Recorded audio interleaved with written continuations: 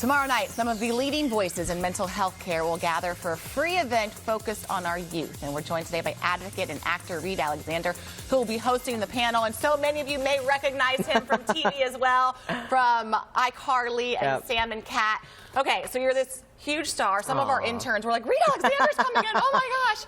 And now you're tackling something, Reed, that's so important, mental health. We hear about it constantly. Sure. Why this transition for you? I am so interested in stories around mental health because as an actor formerly on Nickelodeon, I saw a lot of entrenched mental health issues in the industry, and I've grown up knowing people who have suffered with mental health disorders, and you know, it's even affected me with anxiety, what have you. I think it's universal, right? So tomorrow I've decided to call together some of my very favorite people in the field for a really impactful conversation on mental health in youth, and I think now is the moment to be having that discussion. And I think we have to point out, you're from South Florida, Boca Raton, so this community is very close to your heart, and somebody on that panel is someone who survived the Parkland shooting. That's exactly right. There's an 18-year-old student called Cameron Kasky, who may be a few years younger than me, but I really look up to him. And what he did with March for Our Lives as an activist after last year's shooting in Parkland at his high school really healed our country, I think, through activism. So I asked Cameron to be a young voice on the panel. I asked another Parkland student and co-founder of the march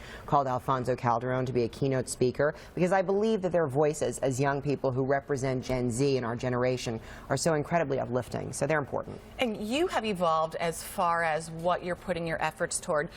You know, you mentioned you're an actor. Right. You also focused a lot on nutritional health, if you will, and now have kind of evolved into mental health. Yeah. So your evolving has kind of evolved your efforts. I think it's a good point. I think young people and well-being has always mattered a lot to me, particularly having come from the crucible of Nickelodeon and having had that platform to really reach so many young people. But mental health is having a moment now. And a lot of people don't know, the last 3 years I've really concentrated my career as a journalist. And I came from the Wall Street Journal Digital Network and now my current organization, Retreat Behavioral Health, where I've really made it a passion point to cover mental health issues because I don't think they're talked about smartly enough or broadly enough. You know what I mean?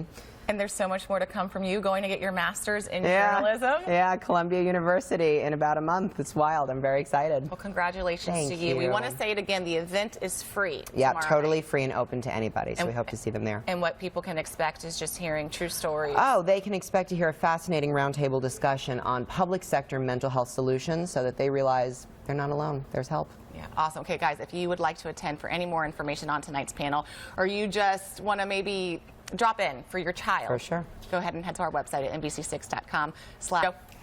Jen, thank you so much. Great topic.